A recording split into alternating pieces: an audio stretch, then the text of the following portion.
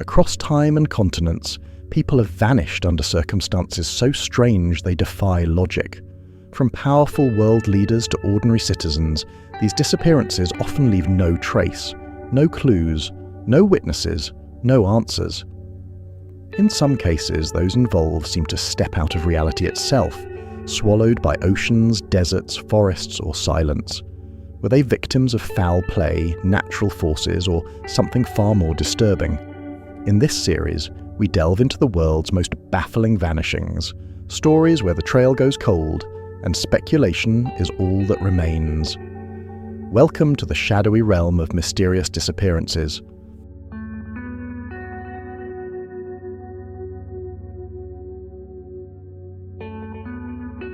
On March 8, 2014, Malaysia Airlines flight MH370 vanished en route from Kuala Lumpur to Beijing. 239 people were on board. 40 minutes after takeoff, the plane disappeared from civilian radar. No distress call, no signs of malfunction, just silence. Within hours, search teams were mobilized and satellite systems were scoured. But despite years of searching, MH370 has never been found. How could a Boeing 777 simply vanish in the age of global surveillance? From pilot sabotage to government cover-ups and technical failure, the mystery remains one of aviation's most confounding disappearances. Now, over a decade later, new theories are reigniting the search for answers. Investigators discovered that after losing contact with air traffic control, MH370 deviated sharply from its planned course, turning west across Malaysia and out toward the Indian Ocean. Military radar confirmed the turn, but no one knows why. 7 satellite handshakes tracked the aircraft for hours afterward, suggesting it flew on autopilot for nearly 6 hours. The official theory? It crashed into the southern Indian Ocean after running out of fuel. But why was it flying in the opposite direction? And who was in control? Theories have only grown more complex as experts argue over those final hours. One theory points to the pilot, Captain Zahari Ahmad Shah. Investigators discovered he had a flight simulator at home with a route eerily similar to the one MH370 took. Some say he was struggling emotionally and deliberately flew the plane into oblivion. Others dispute this, citing his professionalism and lack of motive. Still, no official cause has been confirmed. Was Zahari acting alone? Was he coerced? Or could someone else have seized control mid-flight? Without a black box, we're left with shadows and speculation. In 2015, a flaperon from MH370 was found on Reunion Island, thousands of miles from the suspected crash zone. Other debris followed, washed ashore in Africa and Indian Ocean islands. But no fuselage, no cockpit, no bodies. Ocean drift patterns suggest a southern crash site, but nothing definitive. Conspiracy theorists claim the wreckage was planted. Others believe the plane was hijacked and taken to a secret location, possibly to Diego Garcia or deep into Asia. But satellite data contradicts this. Still, the absence of major wreckage leaves room for doubt and endless speculation. In 2024, new private search missions were launched with advanced underwater drones and AI-powered sonar. They're combing previously unexplored areas based on revised satellite data. The hope? To finally locate the black box. And with it, the truth. Until then, the mystery of MH370 haunts aviation history. Was it human error, a hijacking, or something far stranger? Whatever the truth is, it's lying in silence, deep beneath the waves, waiting to be found. One plane, 239 lives, and one of the greatest unsolved mysteries of our time.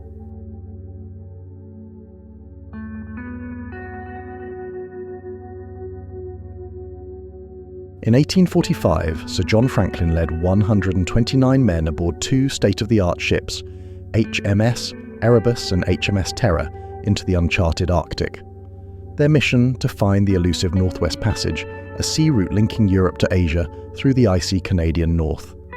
The ships were stocked for years, equipped with libraries, fine china and steam engines.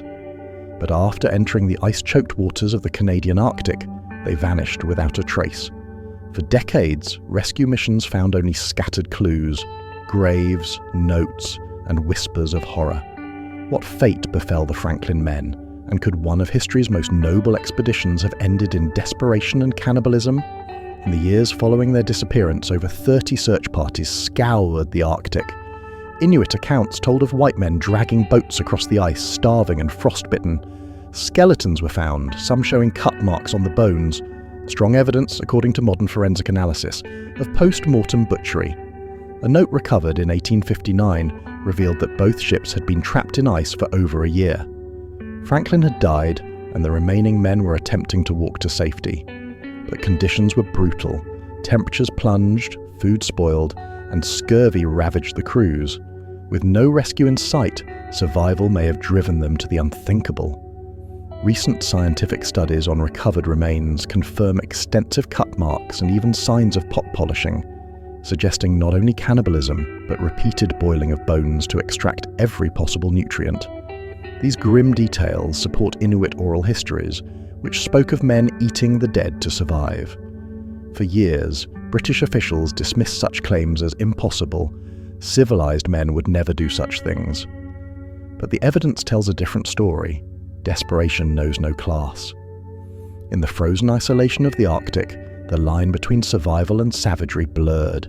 In 2014 and 2016, the long-lost wrecks of HMS Erebus and Terror were finally discovered, remarkably preserved beneath Arctic waters.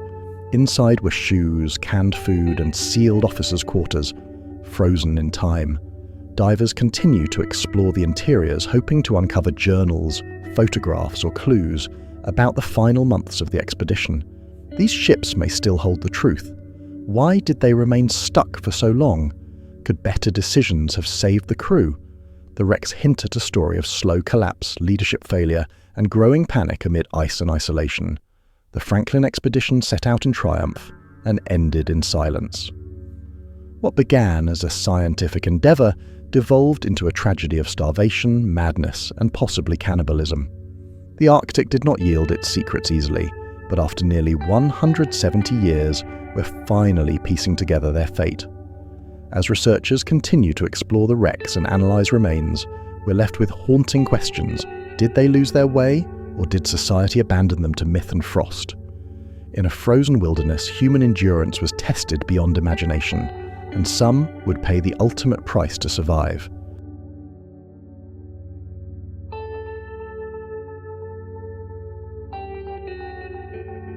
In July 1937, Amelia Earhart, already the most famous aviator of her time, embarked on a daring quest to fly around the world at the equator.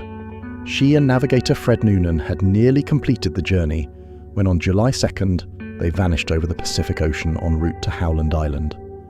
Radio transmissions became frantic, then fell silent. Despite a massive search effort by the US Navy, no trace was found. Her disappearance shocked the world and launched one of the greatest aviation mysteries in history. What happened in those final moments? Was it a crash? A cover-up? Or could she have survived? Earhart's final transmissions were disoriented.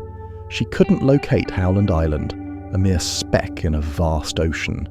Her radio suggested she was low on fuel. Experts believe she may have missed the island by just a few miles. The US Navy assumed she crashed into the ocean, sinking with the Electra, but no wreckage has ever been found. The mystery deepened when reports surfaced of possible distress calls heard across the Pacific in the hours after her last message. Could she have landed somewhere else? Was her plane intact? And if so, why was she never rescued? One theory points to Nikumaroro, a remote atoll in the Phoenix Islands. In 1940, British colonists found a human skeleton, a woman's shoe, and a sextant box. At the time, the remains were dismissed, but recent DNA analysis suggests the bones could belong to a European woman of Earhart's height. Forensic dogs later alerted to human remains at the same site. Could she have crash-landed there and died as a castaway? The island's isolation and the heat make survival difficult, but some believe she survived for days, perhaps weeks, sending desperate signals into the void. In recent years, underwater search teams have scanned areas near Nikumaroro using high-tech sonar and drones.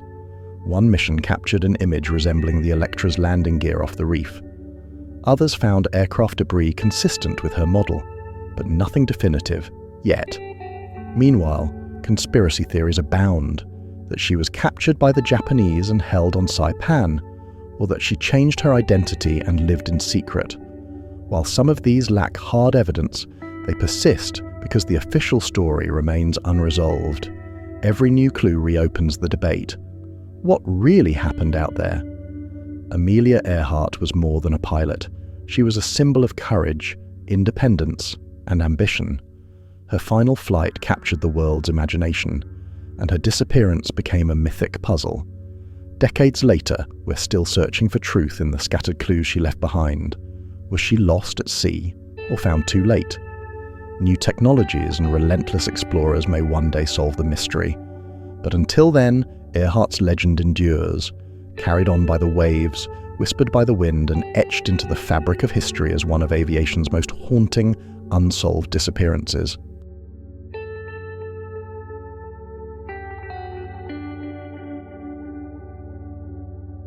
In December 1900, 3 lighthouse keepers vanished from the Flannan Isles, a cluster of remote Scottish islands battered by violent seas.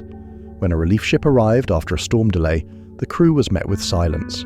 The lighthouse was empty. Beds were unmade, clocks had stopped, and a meal sat uneaten on the table. Outside, one set of oilskins was missing, but the others remained. No signs of struggle, no bodies, just 3 men, gone. The disappearance sparked panic, rumours, and decades of theories. What could erase 3 experienced keepers from a sealed, isolated rock in the middle of the Atlantic? The last log entry was dated December 15th and described fierce winds and growing unease. One keeper was said to be unusually quiet, another weeping. Yet weather reports for that day showed calm conditions, raising suspicion.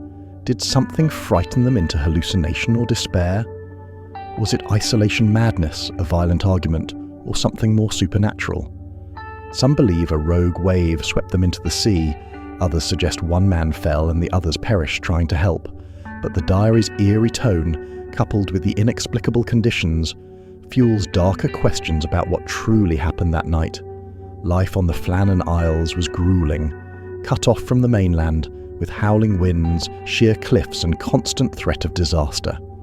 The keepers rotated shifts, supported by strict routines to ward off cabin fever. But the December storms were brutal. One theory posits that the men may have ventured outside against protocol. Heavy equipment stored near the cliff edge had been disturbed, suggesting a storm surge. Did they rush to secure it and get swept away? But if so, why didn't at least one man remain inside? The absence of any distress signal still baffles investigators to this day. Legends grew fast. Locals spoke of sea spirits, cursed lands, and phantom ships. Poets and storytellers wove eerie tales about otherworldly forces claiming the keepers. Some say they were abducted by foreign agents or pulled into a time slip. Modern skeptics dismiss these ideas, but even official reports admit the cause was unknown. The Flannan Isles mystery has inspired plays, songs, and books, embedding itself in folklore as one of the strangest disappearances in maritime history. With no witnesses and no remains, the island's silence only deepens the mystery. Today, the Flannan Isles remain uninhabited, remote, windswept, and ghostly. The lighthouse now runs automatically, its light still sweeping across the dark sea, but no keepers walk its narrow halls. The cliffs remain jagged and weather-beaten, shaped by centuries of relentless storms. Yet what draws people to this isolated corner of the North Atlantic isn't just its desolate beauty. It's the enduring mystery of the 3 men who vanished in 1900. More than a century later, we still ask the same haunting question. What truly happened on that cold December night? Was it a tragic accident, a lapse in judgment, or something far stranger, something beyond the edge of understanding? No trace of the men was ever found. The sea, vast and unforgiving, has kept its silence, and the Flannan Isles, silent sentinels of the past, continue to whisper of a riddle without an answer. 3 lighthouse keepers stepped into the storm and were never seen again.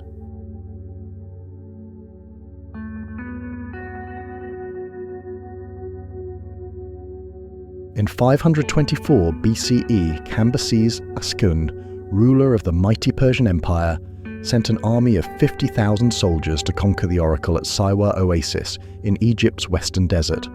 According to the ancient Greek historian Herodotus, the force marched from Thebes into the Sahara, but never returned. No survivors, no battle, no trace. Herodotus wrote that a sudden, violent sandstorm engulfed them, burying every man alive. For centuries, many dismissed this as legend. But what if it was true? Could an entire army really vanish beneath the sands? And if so, where are they now? The Persian army's route stretched across one of the most inhospitable places on Earth, the Great Sand Sea.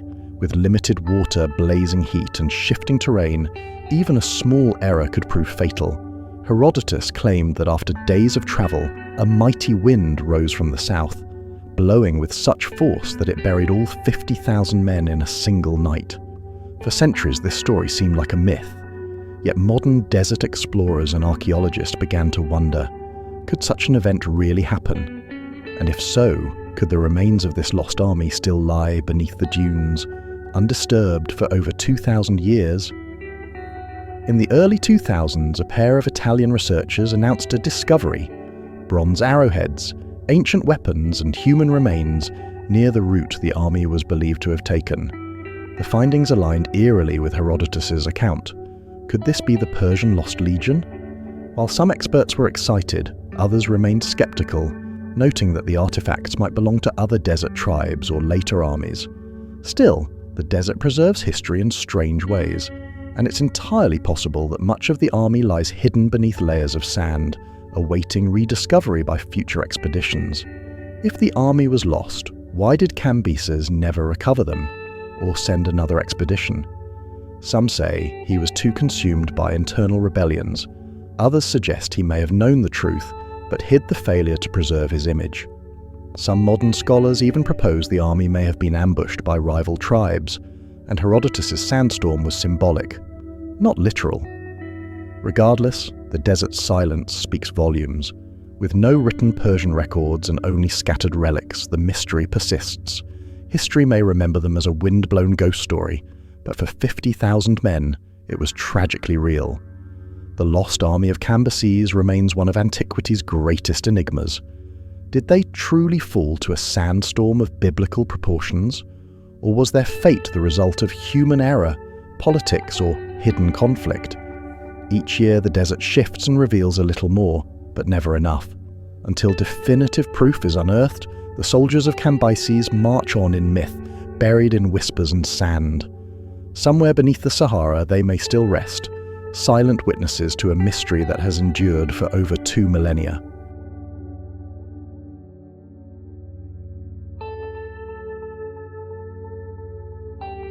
On February 24, 1978, 5 young men from Yuba City, California, Bill Sterling, Jack Madruga, Ted Wire, Jack Hewitt, and Gary Mathias, vanished after attending a college basketball game. All 5 had mild intellectual or psychiatric conditions and were known to rely on structure and routine. After the game, they drove into the mountains for unknown reasons. Days later, their car was found abandoned on a snow-covered road in Plumas National Forest. It was in working condition, with fuel in the tank. Why would they leave it and vanish into the freezing wilderness?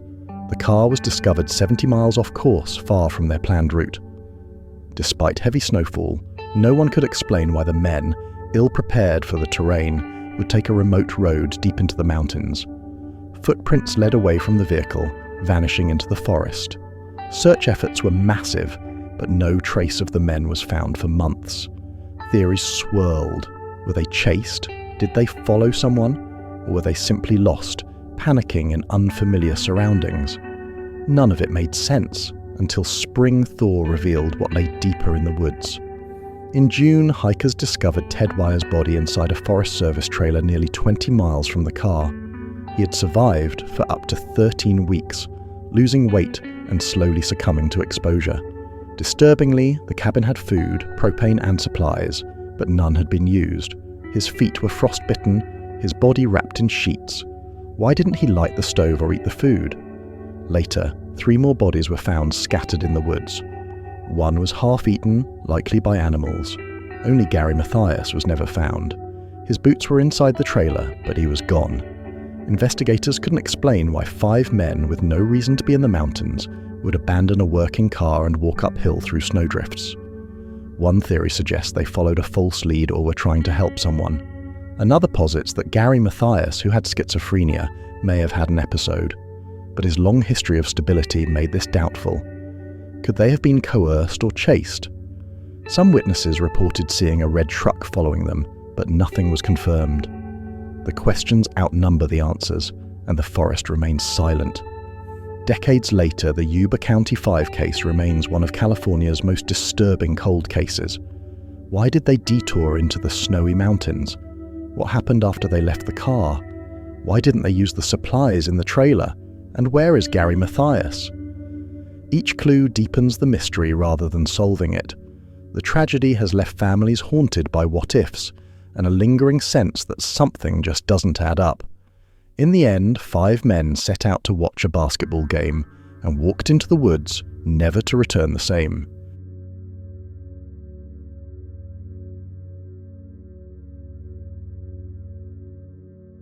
It was Christmas Eve, 1945. The Sodder family home was filled with holiday warmth.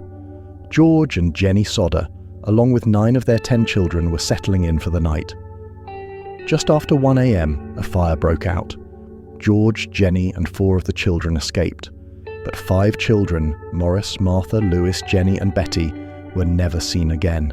The fire destroyed the home within 45 minutes. Authorities ruled the children had perished, but the Sodders didn't believe it. There were no remains, no bones, no physical evidence that the children had died in the fire at all. As dawn broke, the Sodders combed through the ashes. Shockingly, they found no bones or personal effects from the missing children. Experts later stated that even in intense house fires, bone fragments should have remained. The family also noticed odd details. The phone lines had been cut, a ladder that was usually kept by the house was missing, and a stranger had been seen watching the children days earlier. The fire chief suggested the blaze was caused by faulty wiring, but the Christmas lights had remained on during the early part of the fire. The inconsistencies piled up quickly. Over the years, sightings of the missing children were reported from various parts of the country. A woman claimed to see them peering from a car window the night of the fire. Another said they were at a motel diner weeks later. The Sodders hired private investigators and even travelled across states to chase leads. Still, no concrete proof emerged. In 1968, they received a mysterious photo of a man in his 20s. On the back, a cryptic message: Louis Sodder, I love my brother Frankie, Ilil boys, a dachshund bin use otus iki George, and Jenny believed it was their missing son. For decades, the Sodders displayed a billboard along Route 16 pleading for information. Theories emerged. Was the fire a cover-up for kidnapping? Could it have been linked to George's outspoken anti-Mussolini views and threats from the local Italian community? Some suggested a child trafficking ring, but no arrests were ever made. Authorities remained firm. The children died in the fire, yet the lack of remains and bizarre clues fueled doubt. As the years passed, George and Jenny continued their search, refusing to accept a simple tragedy when so much didn't add up. George died in 1969, Jenny in 1989, never knowing the truth. The billboard eventually came down, but the mystery endures. Did the Sodder children really perish in that fire, or were they taken under mysterious circumstances? No DNA, no remains, no closure. Today, online sleuths and cold case investigators still revisit the case, looking for overlooked clues. It remains one of America's most haunting family mysteries, a fire that may have burned more than a home. It may have buried the truth forever.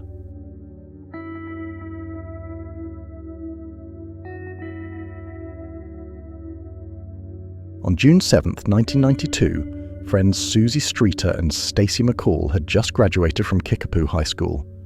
After a night of celebration, they planned to sleep at a friend's house, but decided last minute to go to Susie's home, where her mother, Cheryl Levitt, lived. The next morning, all 3 had vanished. No signs of forced entry. Their purses, keys and cars were still at the house. The only thing out of place? A broken porch light. It became known as one of the most mystifying missing persons cases in American history, the disappearance of the Springfield Three. When friends arrived the next day, they found the house eerily quiet. Cheryl's bed was neatly made, makeup still on the counter. Susie and Stacy's clothes from the night before were folded. Police were called, but early contamination of the scene, friends and family cleaning up, complicated the investigation. A strange voicemail was accidentally deleted before investigators could hear it. There were no signs of struggle, no missing valuables, and the dog was still inside. It was as if the three women had simply evaporated in the middle of the night. Tips flooded in. One theory pointed to convicted kidnapper Robert Craig Cox, who claimed to know what happened but refused to reveal details until his mother died. Another suggested the women were abducted by someone who knew them. Theories included sex trafficking, mistaken identity, or a robbery gone wrong. Over the years, investigators searched abandoned wells, remote forests, and even parking garages, without results. Not a single credible sighting, clue, or trace of the women ever surfaced. Springfield remained haunted by a mystery that refused to give up its dead. As time passed, the case became one of the most famous unsolved disappearances in US history. Cheryl, a cosmetologist, Susie, a recent graduate, and Stacy, with dreams of college, gone without a trace. The FBI and local police kept the case open, chasing every tip. Families clung to hope, even as decades rolled on.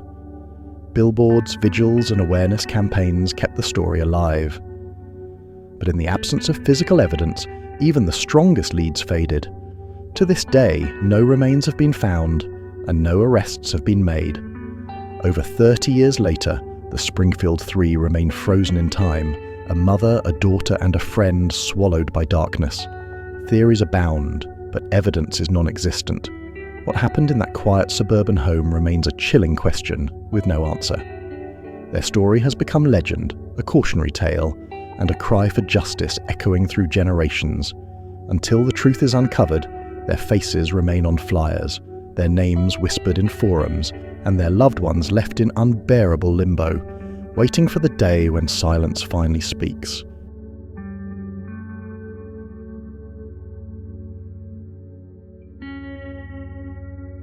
On December 17, 1967, Australian Prime Minister Harold Holt disappeared without a trace. On that fateful day, he was swimming at Cheviot Beach, a popular spot near Melbourne. Holt, an experienced swimmer, had been enjoying a day off with friends when disaster struck. The waters were rough, and despite being seen swimming confidently, he was never seen again. After an extensive search, which included helicopters and divers, no trace of the Prime Minister was found. What happened to Harold Holt? Was it an accident, or was something more sinister at play? The search for Holt stretched for days, but it proved fruitless. No body, no clothes, no sign of struggle, just an empty beach, and a mystery that would haunt Australia for decades. His sudden disappearance shocked the nation. Despite a large-scale search effort involving naval forces and trained search dogs, the case remains one of the most baffling in Australian history. As theories spread, many began to question the official explanation of drowning. Had Holt been swept out to sea, or was there more to the story than anyone was willing to admit? Over time, wild theories began to surface. Some believed Holt had been kidnapped by foreign agents or even defected to China, seeking a fresh start during the height of Cold War tensions. Others speculated that the Prime Minister had staged his disappearance to escape the pressures of office or even to take his own life. Yet, the most widely circulated theory involved foul play. Did the government cover up a scandal? Was Holt's disappearance part of a larger conspiracy to hide his secret dealings? While evidence for these theories is scarce, they remain a part of the legend that surrounds his vanishing. Despite the many theories, an official investigation concluded that Holt had drowned, though his body was never recovered. The coroner's report stated that he had been overwhelmed by the rough waves, but the lack of evidence raised suspicions that still linger. The tragedy led to a shift in Australian politics, with Holt's disappearance paving the way for his deputy John McEwen to briefly take over as interim Prime Minister. Yet, for many Australians, the mystery of Holt's disappearance has never been fully laid to rest. Today, Harold Holt's disappearance remains one of Australia's greatest mysteries. While Cheviot Beach is now a quiet and scenic spot for visitors, it holds a dark legacy. Memorials and tributes to Holt serve as a reminder of a man who led his country during a turbulent time. Though his official cause of death remains drowning, many still wonder if there was more to the story. Holt's final moments, shrouded in mystery, continue to captivate the imagination. The true answer may never be known, but the legend of Australia's missing Prime Minister endures.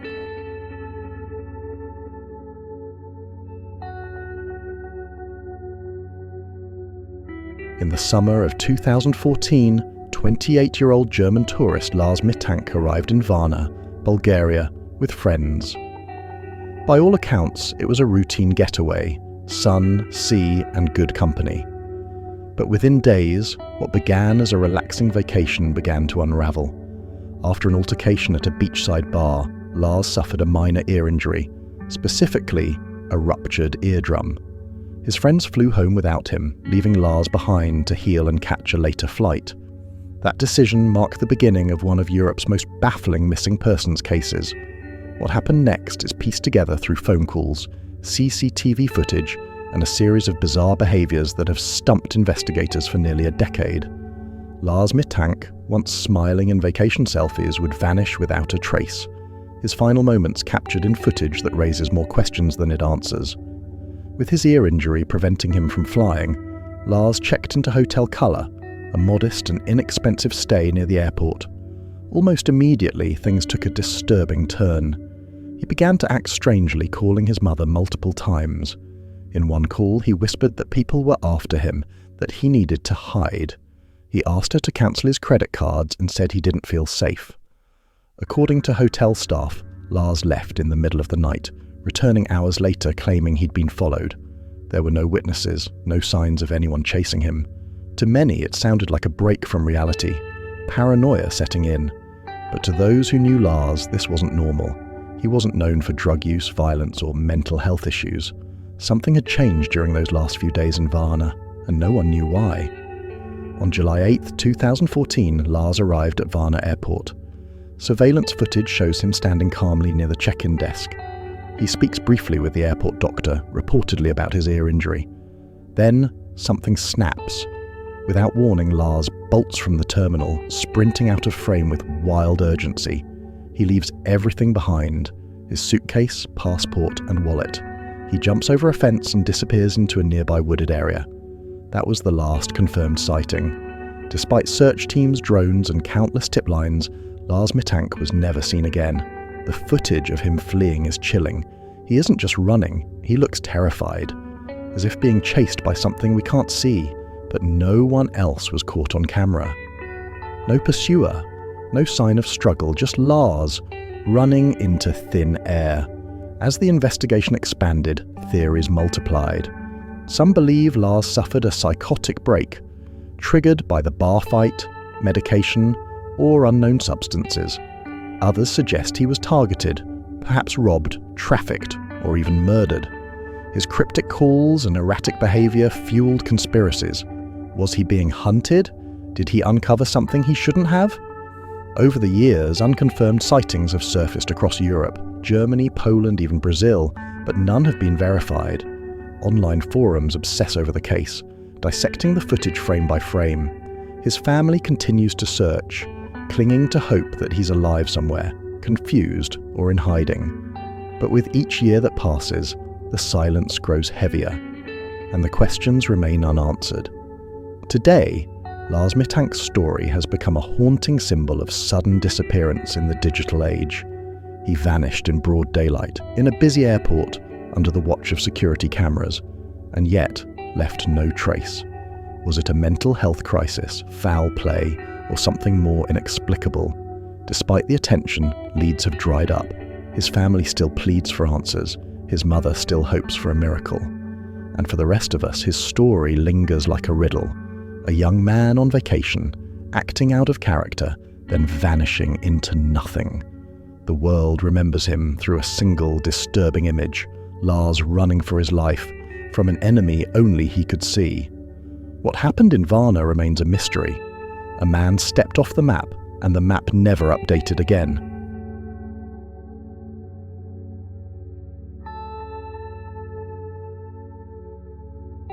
On October 21st, 1978, 20-year-old Australian pilot Frederick Valentich took off from Moorabbin Airport in a rented Cessna 182.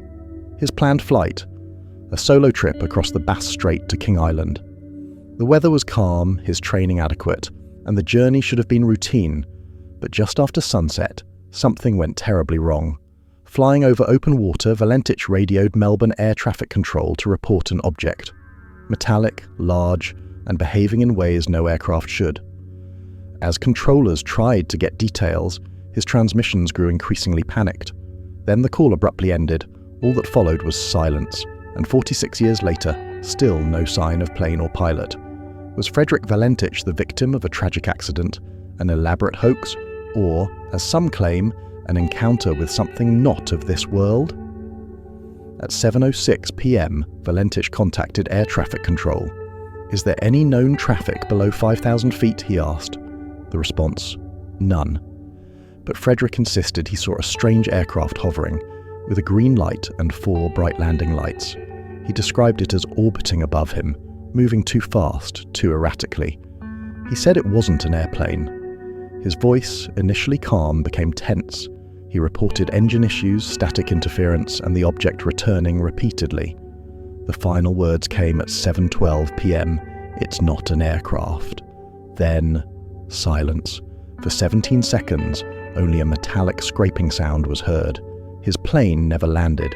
Search and rescue teams scoured the area for days. No wreckage, no oil slick, nothing. The radio logs are chilling. Was this a mid-air accident, or something far stranger? Skeptics quickly entered the conversation. Some believe Valentich became disoriented, misidentified lights on a boat or celestial objects like Venus. Others think he staged his own disappearance, fueled by obsession with UFOs. Valentich had a known interest in extraterrestrials, and even discussed UFO sightings with friends before the flight. Could he have faked the encounter, crashed the plane deliberately, or fled under cover of darkness? Yet his family firmly rejected this, insisting he was excited for his future and not suicidal or deceitful. Others point to military tests or classified aircraft, but the facts remain maddeningly incomplete. Nobody, no plane, just a frantic radio call and 17 seconds of eerie audio. And decades later, it's still debated. Was Valentich simply mistaken, or did he witness something truly unexplainable? The UFO community seized on the Valentich case. Eyewitnesses later reported strange lights in the sky around the Bass Strait that same evening. A group of campers claimed to see a fast-moving green light. A farmer reported a Cessna being followed by a cigar-shaped craft. Some investigators speculated Valentich was abducted. No distress beacon was ever triggered, and no parts of his plane were found, not even floating debris. For UFO researchers, this was a smoking gun, a young pilot with a credible account, vanishing during an active sighting. In 2014, an engineer found debris on a nearby beach that may have matched a Cessna, but the connection was never confirmed. The evidence, fragmented, suggestive, but inconclusive, has kept the case alive in both mainstream and fringe circles for decades. Today, the fate of Frederick Valentich is still a riddle suspended in the sky above Bass Strait. Was it pilot error, a fabricated escape, or contact with something humanity doesn't yet understand? The official stance remains inconclusive. Cause unknown. But in the decades since, the Valentich case has become more than a missing persons file. It's a symbol of the unknown, of how quickly certainty can vanish into static. Every time we hear his final transmission, it's not an aircraft. We're left with chills. If he truly encountered something inexplicable, the truth vanished with him. Somewhere, deep beneath the waves or beyond our understanding, lies an answer. But for now, all we have is a haunting voice over the radio, and the silence that followed.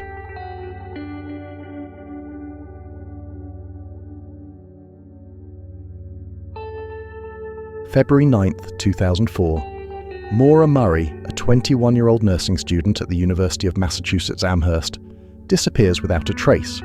Just days before, her behavior shifted. She emailed professors about a fabricated family emergency, packed her belongings into boxes, and withdrew cash from her account. She then set out on a solo trip, heading north toward the White Mountains of New Hampshire, but told no one why.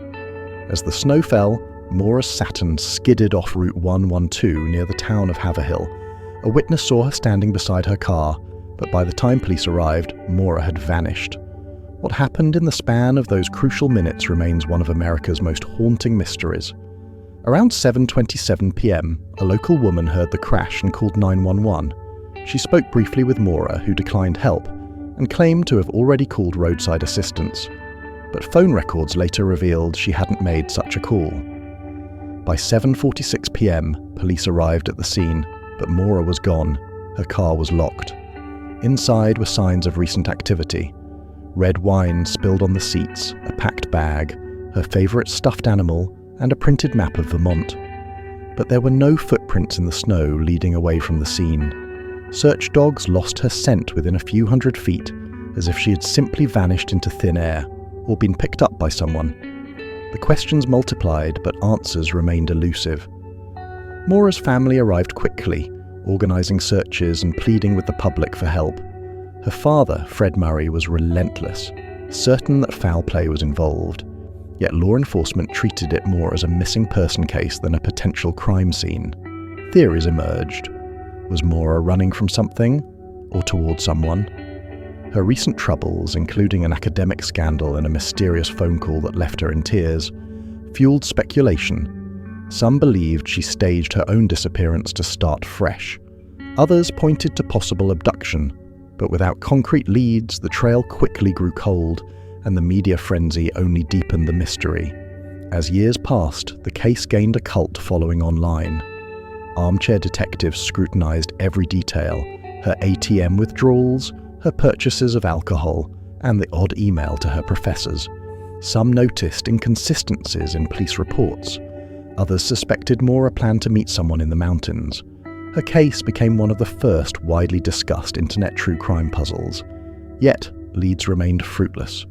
In 2019, authorities excavated a house near the crash site after cadaver dogs indicated human remains, but the dig revealed nothing. With each failed breakthrough, Maura's story became more myth than fact, tangled in conspiracy and desperation. Over 2 decades later, Maura Murray's disappearance remains unsolved. Her case continues to haunt investigators and loved ones alike. Each anniversary brings renewed hope and renewed heartache. What happened to Maura on that freezing February night? Was she lost in the wilderness, a victim of foul play, or did she escape to start a new life? Without evidence, theories remain just that, theories. But her story endures, a chilling reminder of how someone can simply vanish in our modern world, leaving behind only questions and a silence that refuses to fade.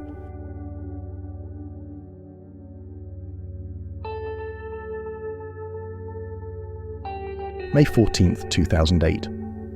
19-year-old Brandon Swanson was driving home to Marshall, Minnesota after celebrating the end of the college semester with friends.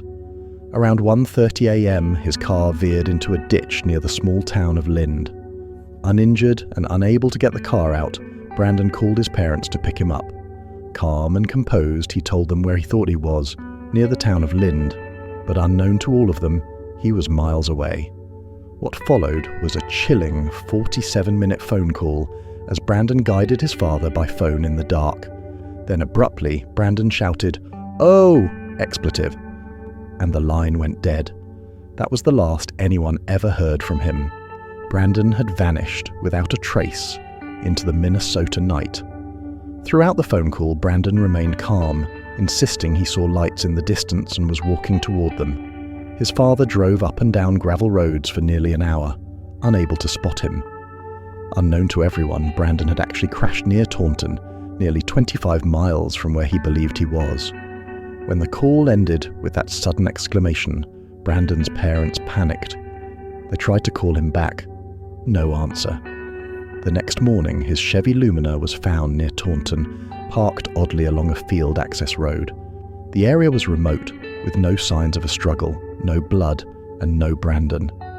It was as if he had stepped into the darkness and simply ceased to exist. Local law enforcement launched a massive search. Volunteers, scent-tracking dogs, helicopters, and sonar teams combed fields, rivers, and ditches. Dogs picked up Brandon's scent along the Yellow Medicine River, leading to the theory he may have tried to cross it in the dark. But despite extensive efforts, over 100 searchers, dozens of square miles and years of follow-up, the trail went cold. No clothes, no phone, no remains, nothing. The river was shallow that night, and no evidence ever surfaced to suggest drowning. It was like he vanished in mid-step. Investigators were baffled by the lack of physical evidence, given the quiet, open nature of the farmland he disappeared in. Brandon's parents, Annette and Brian Swanson, never stopped searching. They became advocates for families of the missing, pushing for legislative change. In 2009, Minnesota passed Brandon's Law, requiring police to file a missing person report immediately, regardless of age. It was a painful lesson learned. When Brandon first vanished, local police delayed, assuming he'd just walked off. But as time dragged on, it became clear Brandon didn't leave willingly. He had a life, a job, school plans. Nothing pointed to self-harm. For his parents, the pain wasn't just in the loss, but in the silence. No answers, no closure, just a permanent ache and a question that echoes endlessly. Brandon Swanson's story is as haunting as it is heartbreaking. A young man walking in the dark, calling for help, only to vanish before help arrived. In the age of GPS and surveillance, how could someone disappear so completely? Was it a tragic accident, a crime, or something no one yet understands? What remains is a voice on the line, a cry in the dark, and a mystery that refuses to fade. His parents still hope for answers, for a discovery, for peace. Until then, Brandon's disappearance remains one of America's most disturbing vanishings, a reminder that sometimes, even in wide open spaces, people can simply disappear into the night.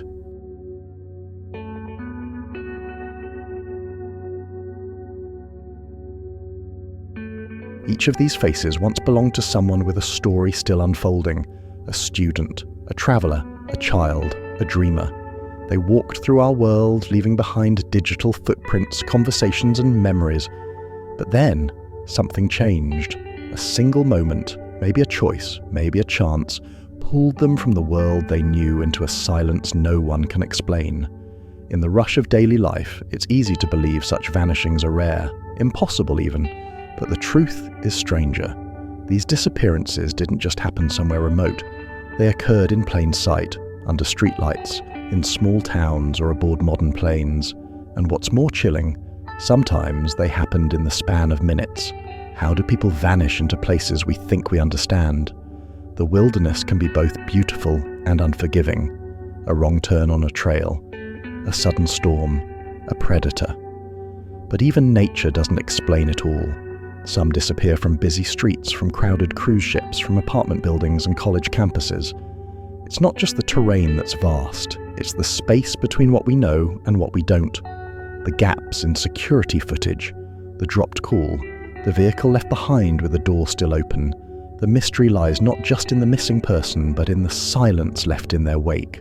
The lack of signs, the absence of closure, it haunts those who search and even those who simply watch.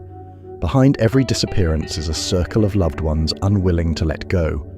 Parents who still set a place at the dinner table, siblings who scour message boards, friends who revisit the last conversation over and over.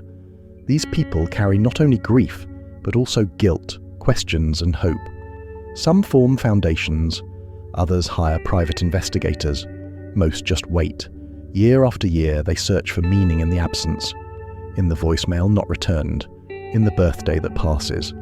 They become investigators, archivists and storytellers, not just of a missing person's life, but of a wound that never truly heals. And still, in the face of uncertainty, they hold on. In the digital age, these stories don't stay local, they ripple outward. Online communities take up the cause, true crime podcasts, Reddit threads, documentaries.